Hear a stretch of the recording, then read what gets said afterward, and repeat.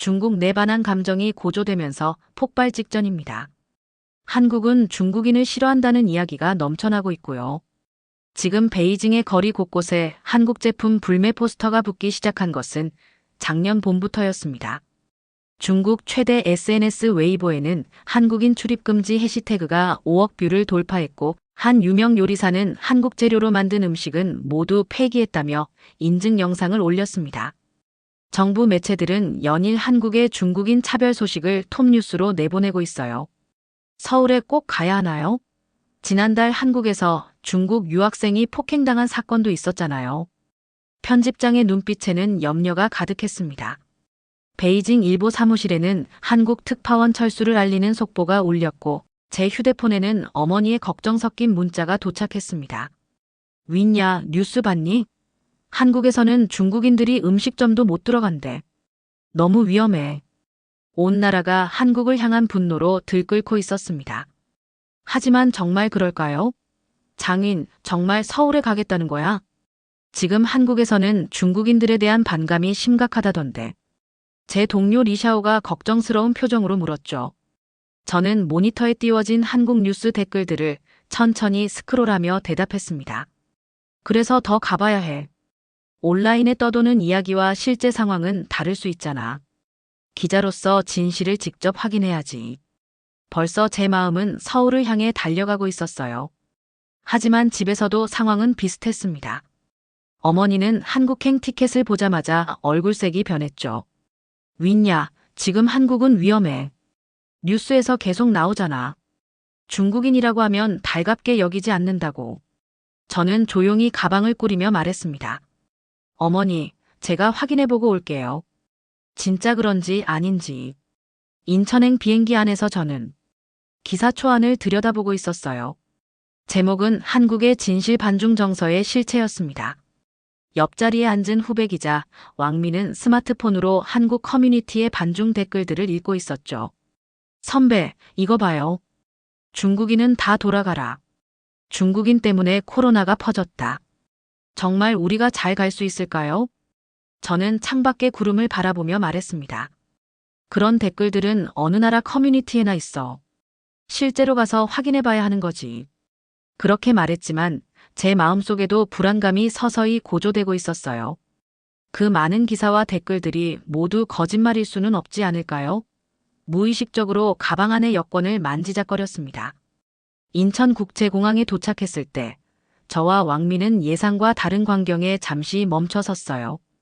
공항은 깨끗하고 질서정연했으며 곳곳에 한국어, 영어, 중국어 안내판이 함께 붙어 있었습니다. 중국어 안내판이 여기저기 있네요. 왕민이 놀란 표정으로 말했죠. 출입국 심사대에서 한국 직원은 중국어로 환영합니다라고 말했고, 저는 잠시 당황했어요. 제가 준비했던 영어 인사가 필요 없었거든요. 공항 철도를 타고 서울로 향하는 동안 저는 창밖의 풍경을 관찰했습니다. 정돈된 도시와 푸른 산들이 눈에 들어왔어요. 온라인에서 본 외국인 혐오의 징후는 아직 보이지 않았습니다. 명동의 한 카페에서 저는 노트북을 펼쳐놓고 첫날의 인상을 정리하고 있었어요. 왕민은 옆에서 주문한 아메리카노를 마시며 주변을 경계하듯 살펴보고 있었죠. 화장실에 다녀온 후 테이블에 놓아둔 제 지갑이 사라진 것을 발견했습니다. 왕민, 내 지갑. 제 목소리가 떨렸어요. 저는 계속 여기 있었는데요. 잠시 폰만 봤을 뿐인데. 왕민의 얼굴이 창백해졌습니다. 저는 깊은 한숨을 내쉬었어요. 역시 그런 곳이었어라는 생각이 마음속에 스쳐 지나갔죠. 그때 카페 직원이 다가왔습니다. 혹시 이 지갑 찾으세요? 옆 테이블 손님이 바닥에 떨어진 거 발견하고 저희에게 맡기셨어요. 저는 자신의 지갑을 받아들고 잠시 말을 잇지 못했어요. 지갑 안에 신용카드, 현금, 심지어 영수증 한 장까지 모두 그대로였습니다. 예상과는 너무나 다른 상황에 가슴이 뜨거워졌죠. 그날 저녁 호텔방에서 저는 노트북에 첫날의 경험을 기록했어요. 한국에서의 첫날, 나는 불안과 편견을 안고 시작했지만 공항의 친절한 환대와 카페에서의 경험은 내 선입견에 균열을 냈다. 손가락이 키보드 위에서 춤을 추듯 움직였습니다. 왕민이 방에 들어와 제 글을 훔쳐보았죠. 선배, 아직 첫날이에요. 너무 성급하게 결론 내리지 말아요. 어쩌면 우리가 운이 좋았을 뿐일 수도 있잖아요. 저는 고개를 끄덕였지만 마음속으로는 작은 희망이 자라고 있었어요. 내가 들어온 이야기와 실제 경험이 왜 이렇게 다른 걸까요? 다음 날 동대문에서 취재를 마친 후 택시를 탔습니다. 호텔로 돌아와 저는 핸드폰이 없다는 사실을 깨달았어요. 아, 택시에 두고 내렸나 봐. 제 표정이 어두워졌죠. 왕민이 제 번호로 전화를 걸었지만 아무도 받지 않았습니다. 두 사람은 근처 경찰서를 찾아갔어요. 영어를 조금 할 줄 아는 경찰관이 우리의 이야기를 듣고 택시회사에 연락했죠. 30분 후 한 택시기사가 헐레벌떡 경찰서로 들어왔어요. 기사님의 손에는 제 핸드폰이 들려 있었습니다. 손님이 중국에서 오셨다고요? 멀리서 오신 분의 소중한 물건인데 잃어버리면 얼마나 당황스러울까 생각했어요. 택시기사는 웃으며 핸드폰을 건넸고 저는 감동의 눈물을 참으며 받았어요. 가슴이 뭉클했죠. 호텔로 돌아오는 길, 저는 조용히 생각에 잠겼습니다. 한국인은 중국인을 싫어한다는 선입견이 서서히 무너지고 있었어요. 왕민, 나는 내가 가져온 선입견들이 잘못되었을지도 모른다고 생각해. 왕민은 잠시 침묵했다가 말했습니다. 선배, 저도 조금 혼란스러워요. 온라인에서 본 것과 실제로 경험하는 것이 너무 달라요. 그날 밤 우리는 광화문 근처 포장마차에서 떡볶이를 먹기로 했어요. 자리에 앉자마자 한 젊은 남자가 저를 쳐다보더니 갑자기 소리를 질렀습니다. 당신, 정말 당신이 맞아요? 저는 당황했어요. 이 남자를 본 적이 없었거든요. 심장이 빠르게 뛰기 시작했습니다. 남자는 떨리는 손으로 휴대폰을 꺼내 사진을 보여주었어요. 이 사람, 20년 전 베이징에서. 저는 화면을 보고 숨이 멎는 것 같았죠. 사진 속 어린 소녀는 분명 저였고 옆에는 어린 한국 소년이 서 있었습니다. 머릿속이 새하얘졌어요. 저, 순메이 씨, 맞나요? 남자가 떨리는 목소리로 물었습니다. 왕민이 혼란스러운 표정으로 물었어요. 선배, 무슨 일이에요? 저는 충격으로 말을 잇지 못했죠. 순메이는 어린 시절 제 이름이었습니다. 아버지가 갑작스럽게 실종된 후 어머니는 제 이름과 신분을 바꾸고 새 삶을 시작했어요. 장윈이라는 이름은 새로운 신분이었죠. 그 기억들이 물밀듯이 밀려왔습니다. 남자는 계속 말했어요. 제 이름은 김준호입니다. 20년 전 부모님과 베이징 여행 중 실종되었다가 구조된 적이 있어요. 당시 저를 구해준 중국 소녀의 이름이 순메이였습니다. 포장마차의 모든 사람들이 우리를 주목했어요. 귀가 멍멍하고 심장은 계속 빠르게 뛰었습니다. 그리고 당신 아버지는 준호가 말하려다 멈췄어요. 제 손이 떨렸습니다. 제 아버지에 대해 뭘 알고 있나요?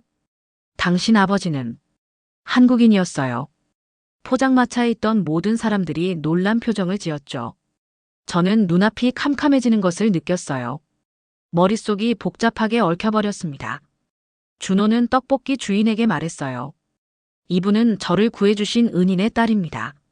아니, 어쩌면 은인 본인일 수도 있고요. 떡볶이 주인은 놀란 표정으로 저를 바라보았습니다. 혹시 영웅의 딸인가요? 저는 혼란에 빠졌어요. 제 가족 역사에 대한 충격적인 비밀, 잊혀진 과거, 그리고 제가 알지 못했던 한국과의 연결고리가 갑자기 모두 드러난 것입니다. 가슴이 두근거렸고 손은 계속 떨렸죠. 저는 모르겠어요.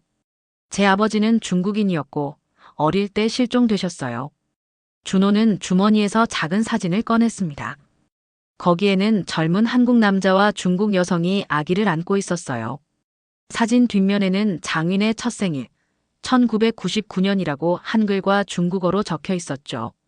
이건 우리 부모님이 베이징에 있을 때 당신 가족과 찍은 사진이에요. 당신의 진짜 이름은? 저는 떨리는 손으로 사진을 받아들었습니다. 제 정체성, 제 과거, 그리고 이 취재의 의미까지 모든 것이 흔들리고 있었어요. 머릿속이 혼란스러웠지만 동시에 어딘가 따뜻한 감정도 일어났습니다. 남산타워로 향하는 버스 안에서 왕민이 물었어요. 선배, 이제 어떻게 기사를 쓸 거예요? 우리가 알고 있던 것과 너무 달라요. 저는 창밖으로 펼쳐진 서울의 야경을 바라보았습니다. 아직 결론을 내리기엔 이르지만 진실을 써야지. 케이블카를 타기 위해 줄을 서 있을 때 앞에 서 있던 한국인 노부부가 뒤를 돌아보았어요. 저와 왕민이 중국어로 이야기하는 것을 듣고 할머니는 가방에서 작은 사탕 2개를 꺼내 우리에게 건네셨습니다. 멀리서 왔죠? 우리나라 구경 많이 하세요. 저는 사탕을 받아들며 할머니의 따뜻한 미소에 마음이 녹아내리는 것을 느꼈어요. 그 작은 사탕 하나가 모든 편견을 녹이는 것 같았습니다. 가슴속에서 따스한 기운이 퍼져나갔죠. 왕민도 사탕을 받아들며 처음으로 경계심을 내려놓은 표정을 지었어요. 우리의 여정이 서서히 변화하고 있었습니다. 취재 마지막 날, 저는 한국 시민들에게 직접 물었어요. 한국인은 중국인을 어떻게 생각하나요? 다양한 답변이 돌아왔습니다. 정치적 견해 차이를 언급하는 사람도 있었고, 문화적 유사성을 이야기하는 사람도 있었어요. 하지만 대부분은 사람마다 다르다라는 답변이었죠. 그것이 가장 솔직한 대답이었을지도 모르겠습니다. 베이징으로 돌아가는 비행기 안에서 저는 노트북을 펼쳐 기사의 제목을 바꿨어요.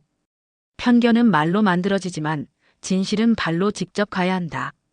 저는 주머니에서 아직 먹지 않은 노부부의 사탕을 꺼내 왕민에게 하나를 건넸습니다. 이 사탕처럼 작은 진심이 큰 오해를 녹일 수 있어. 우리가 돌아가면 해야 할 일이 있어. 왕민은 사탕을 받아들며 미소 지었어요. 네, 선배. 진실을 전해야죠. 우리는 사탕을 입에 넣으며 창밖으로 멀어지는 서울의 풍경을 바라보았습니다. 취재 가방에는 편견 대신 진실이, 두려움 대신 신뢰가 채워져 있었어요. 저는 마음속으로 다짐했습니다. 한국의 진짜 모습을, 제가 직접 경험한 따뜻함과 신뢰를 중국 사람들에게 전해야겠다고요. 그것이 기자로서, 그리고 인간으로서 제가 할 수 있는 일이었습니다. 사탕의 달콤함이 입안에 퍼지는 동안 저는 생각했어요. 편견은 쉽게 퍼지지만 진실은 직접 경험해야 해. 그리고 그 진실이 때로는 사탕처럼 달콤할 수 있다는 것을. 그리고 언젠가는 제 진짜 정체성과 아버지에 대한 진실도 찾아내겠다는 결심이 싹 텄습니다. 어쩌면 그것이 제가 한국을 찾아온 진짜 이유였을지도 모르겠어요. 베이징으로 돌아온 지 일주일 후, 저는 베이징 일보 특별기획 한국의 진실을 마무리하고 있었습니다. 제 기사 초안을 읽은 편집장 왕주임은 눈썹을 치켜올리며 저를 바라보았어요. 장인, 이 기사를 이대로 내보내면 반발이 심할 수 있네. 지금 우리 독자들이 기대하는 건 이런 내용이 아닐 텐데. 왕주임의 표정에는 걱정이 가득했습니다. 그도 그럴 것이, 제가 쓴 기사는 중국에서 일반적으로 퍼진 한국인의 중국인 혐오와는 전혀 다른 이야기였으니까요. 주임님, 저는 직접 경험한 것만 썼습니다. 지갑을 되찾은 일, 핸드폰을 돌려받은 일, 그리고 만났던 한국인들의 진심 어린 태도들. 모두 사실입니다. 편집실 유리창 너머로 바쁘게 움직이는 기자들이 보였습니다. 한쪽에선 중국과 한국의 무역 분쟁에 관한 뉴스를 준비하고 있었죠. 저는 깊은 숨을 내쉬었습니다. 온라인에서 퍼지는 혐오는 실제 사람들 사이의 관계와 다를 수 있다는 걸 알려주고 싶었습니다. 왕주임은 잠시 침묵했다가 탁자 위에 기사를 내려놓았어요. 좋네. 그런데 조금 균형을 맞추면 어떨까? 한국에서 실제로 일어난 차별 사건도 몇 가지 언급하고. 제 기사는 다음 날 베이징 일보 온라인판에 실렸습니다. 예상했던 대로 댓글창은 분노로 가득 찼지만 놀랍게도 절반 이상은 긍정적이었어요. 기자님 덕분에 선입견을 다시 생각하게 됐습니다. 저도 작년에 서울 여행했는데 친절하게 대해주셨어요. 정치는 정치고 사람은 사람이죠. 이틀 후 저는 편집장실로 불려갔습니다. 왕주임 옆에는 김준호가 서 있었어요. 제가 한국에서 만났던 그 남자였죠. 장 기자, 이분이 찾아왔네. 당신의 기사를 읽고 비행기를 탔다고 하더군. 김준호는 웃으며 말했습니다. 중국에 계신 부모님을 찾아드리고 싶어요. 그리고 혹시 가능하다면 당신의 실종된 아버지에 대한 정보도 찾아보려고요. 이 만남은 또 다른 기사로 이어졌고 국경을 넘는 가족 찾기 시리즈는 놀랍게도 중국 내 반한 감정을 누그러뜨리는데 작은 역할을 했습니다. 웨이보에서는 해시태그 한국친구 해시태그가 새롭게 트렌드가 되었고, 청두의 한 중학교에서는 한국 자매학교와 온라인 교류 프로그램을 시작했죠. 한 달 후 상하이의 유명 중국 요리사가 SNS에 올린 영상이 화제가 되었습니다. 음식에는 국경이 없습니다. 오늘은 한국 재료로 중국 요리를 만들어 보겠습니다. 그는 한국산 고추장으로 만든 마파두부를 소개했고, 이 영상은 2천만 조회수를 기록했습니다. 베이징 일보 편집실에 변화의 바람이 불기 시작했어요. 외교부 브리핑에서도 한국과의 문화 교류 확대가 언급되었고, 양국 대학생들의 교환 프로그램이 재개된다는 소식이 들려왔습니다. 회사 복도에서 만난 왕민은 들뜬 표정으로 말했어요. 선배, 서울 특파원 자리가 다시 생긴대요. 지원해 보실 거예요? 저는 미소 지었습니다. 서류 가방 안에는 아직 한국에서 가져온 사탕 하나가 남아 있었어요. 당신 이야기는 사람들의 마음을 움직였어요. 김준호의 도움으로 저는 제 아버지에 관한 더 많은 정보를 찾을 수 있었습니다. 그는 한국과 중국 사이의 문화 교류를 위해 일했던 교수였고, 양국 관계가 악화되던 시기에 실종되었다는 사실을 알게 되었죠. 서울 특파원으로 부임하기 전날 밤, 저는 어머니에게 모든 것을 물었습니다. 엄마, 아버지가 정말 한국인이었나요? 어머니는 오랜 침묵 끝에 낡은 사진첩을 꺼내셨고, 마침내 제 정체성의 퍼즐이 완성되기 시작했습니다. 베이징 일보 사옥 로비에는 편견은 말로 만들어지지만 진실은 발로 직접 가야 한다는 제 문구가 새겨진 현판이 걸렸습니다. 매주 금요일마다 국경 없는 기자들 코너가 신설되었고, 한국의 작은 일간지와 기사 교환 프로그램도 시작되었어요. 저는 서울로 떠나기 전 작은 상자에 중국 전통 사탕을 가득 담았습니다. 한국인들에게 나눠줄 작은 선물이자 제가 서울에서 받았던 그 사탕에 대한 답례였죠. 이제 세상은 조금씩 변하고 있었습니다.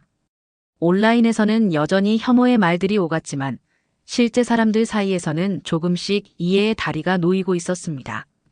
그리고 이 다리를 잇는데 저의 작은 기사가 보탬이 되었다는 사실이 뿌듯했습니다.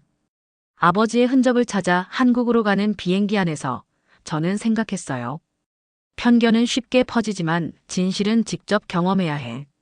그리고 진실은 때로 우리가 상상했던 것보다 더 복잡하고 더 아름답고 더 희망적일 수 있다는 것을.